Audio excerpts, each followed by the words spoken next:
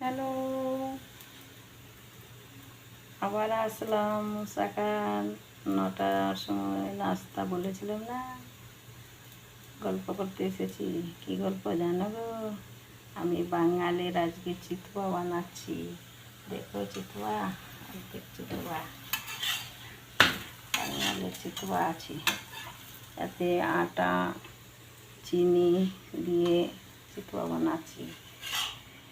এটা थोड़ी चटपट করে नाश्ता হয়ে যাচ্ছে जल्दी जल्दी। रोज रोज एक नाश्ता की खाओ वो तो सोच रहे। तो आज बंगाली चितुआ बना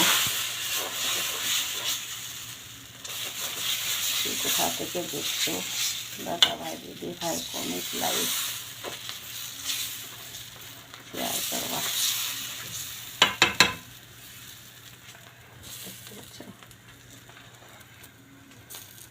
যারা স্কুল যায় বাচ্চারা झटपट मारा बना देते टिफिन,